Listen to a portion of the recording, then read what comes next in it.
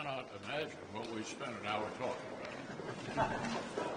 We're obviously taking a look at the product that Senator Langford negotiated with the Democratic President and the Democratic Senate, which has been endorsed by the Border Council, an important union down by the border that supported President Trump in 2020.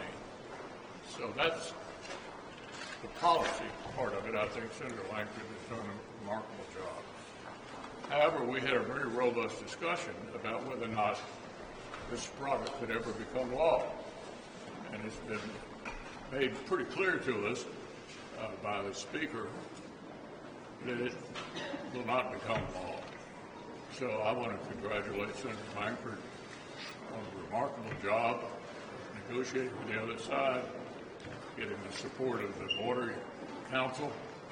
But it looks to me and to most of our members as if we have no real chance here to make a law. It looks like the January numbers are, as they come in, will represent the worst January ever on record when it comes to the southern border. That follows on December, which was not only the worst December on record ever, but the worst month ever in history on the southern border. Over 300,000 people apprehended trying to come across the border illegally in the month of December. Make no mistake about it. This is the Biden border crisis. This was totally avoidable. When he came into office, he reversed all the policies of the previous administration, and now we're seeing the results of that. There's been an absolute onslaught at our southern border. It is completely out of control, and it just was totally avoidable. So we've had, as the leader pointed out, a very robust discussion on the proposal that's out there, and I also want to compliment James Langford. He did a couple of really important things. He got the Democrats to acknowledge, and Biden to acknowledge, what a crisis and a disaster this is at the southern border, and he put forward a proposal, did the very best he could, worked as hard as he could, pushed the Democrats as far as he could to try and get something that ultimately would work and would allow us to regain operational control of the southern border. But there are pieces of this that our members don't believe, obviously, go far enough. And the administration, although they did make some concessions, were unwilling to do the things that are really going to be necessary to seal and to restore order to our southern border. So if and when this comes up for a vote, I think that could be sometime tomorrow, depending when Schumer triggers it. I would expect that the motion to proceed to the bill will fail.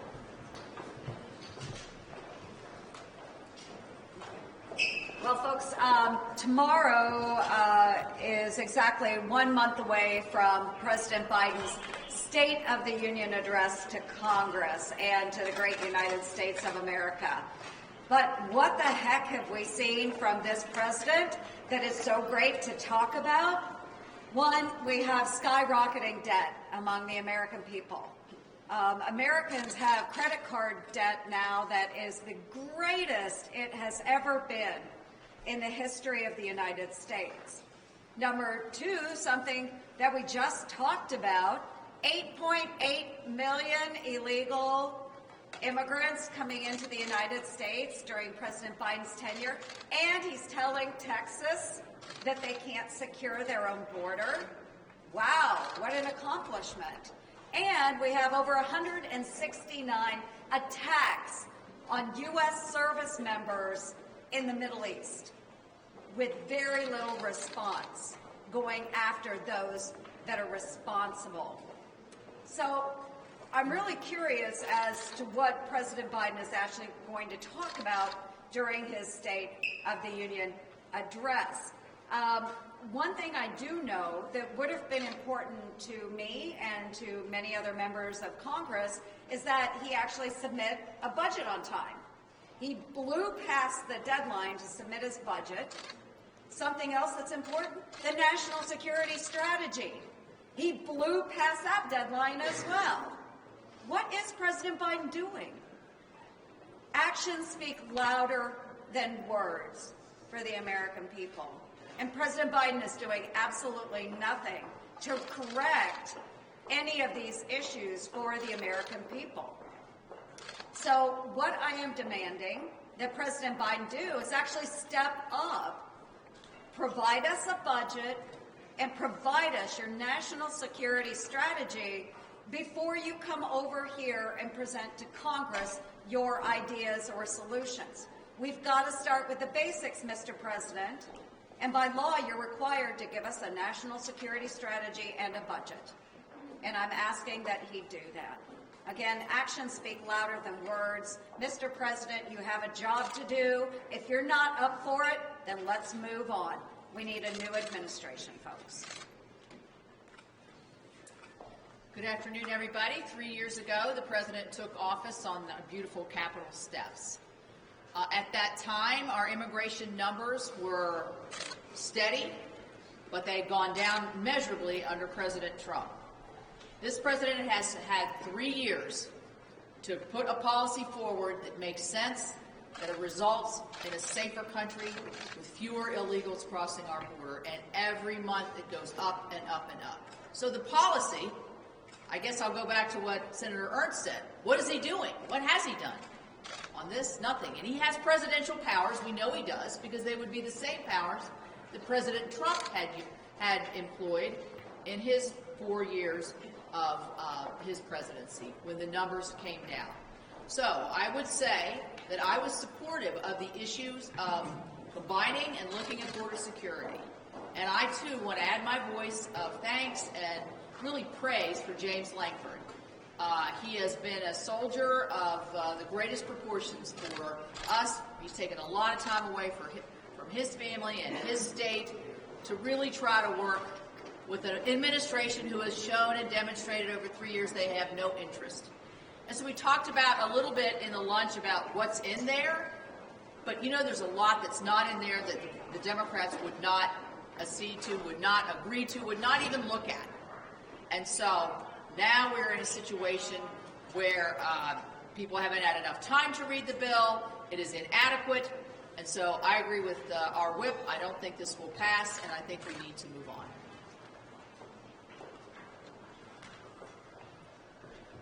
We weren't here on Groundhog Day, but I was having some Jimmy Carter flashbacks on Groundhog Day, because you start looking at the numbers.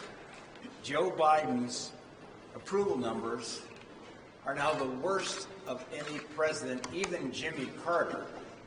In fact, you have to go back 75 years to find a president with lower approval numbers. NBC had him at 37% this past week. Gallup at 39%. You step back and look at why. Why have the American people weighed in on this presidency in a very significant way, giving him the lowest marks of any president at this time, his administration, in 75 years? Look, President Biden inherited a secure border. The numbers, as was pointed out earlier, were in pretty good shape. He made it worse on day one. This is cause and effect. It wasn't like he inherited a crisis on the southern border. He inherited numbers that were some of the lowest we'd seen in many, many years. He made it worse by reversing policies that President Trump put in place. Streaming illegals coming across, of course, the terror threat to our country. We've talked about it here almost every week. He inherited record job growth, record job increases, record wage increases. He made it worse working with Senate Democrats, unleashing a massive $1.9 trillion stimulus bill in early 23 at a time when we knew darn well this was going to create problems with this economy. He inherited a Middle East that was pretty quiet, thanks in large part to President Trump and the Abraham Accords, which have kind of been forgotten about. He's made it worse with his disastrous Afghanistan pullout, the spy balloon fiasco, projecting American weakness. The result, tragically, we had dead Americans in Afghanistan, and most recently an Iranian drone strike that killed 3. Let's be clear, President Biden's not up to the job. Our Senate Democrats have been complicit in that regard, but the American people are smart. They recognize incompetency when they see it, hence Biden leading the race to the bottom on approval ratings. Leader McConnell. Senator Ted Cruz had a press conference around noon today, said that you shouldn't have even tried to negotiate with Democrats, said this bill was designed to fail, and that it's time for you to step down as GOP leader. What's your response to that? I think we can all agree that Senator Cruz is not a fan. Leader McConnell. The president came out and he pointedly put the blame on Donald Trump. He said it is Donald Trump is to blame for the failure of this bill. Was Trump's opposition too much for you to overcome? Well, I've said repeatedly every month, I'm not going to get into comments about the race for the presidency among Republicans. I think in the end, even though the product is approved by the Border Council and endorsed President Trump, most of our members feel that we're not going to be able to make a law here. And if we're not going to be able to make a law, they're reluctant to go forward. There are other parts of this supplemental that are extremely important as well. Ukraine, Israel, Taiwan.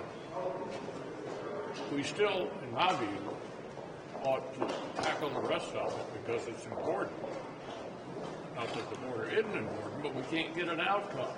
So that's where I think we ought to head, and it's up to Senator Schumer to decide how to repackage this if, in fact, we don't go on to it. Leader McConnell. You know, Senator Schumer says that he worked extensively with you on this package. What do you say to your colleagues who said that you misread your conference in helping to craft this border provisions? I followed the instructions of my conference, who were insisting that we tackle this in October. I mean, it's actually our side that wanted to tackle the border issue. We started it. Obviously, with a Democratic president and a Democratic Senate, our negotiators had to deal with them. And James Langford, under those situations, did a remarkable job to pick off the Border Council, which supported President Trump. Certainly underscores that it was a quality product that particular union felt would make progress toward making things better. But as I said earlier, things have changed over the last 4 months, and it's been made perfectly clear by the Speaker that he wouldn't take it up even if we sent it to him. And so I think that's probably why most of our members think we ought to have opposition tomorrow. We'll see. And then move on with the rest of the supplement. Leader McConnell, what do you say to our allies that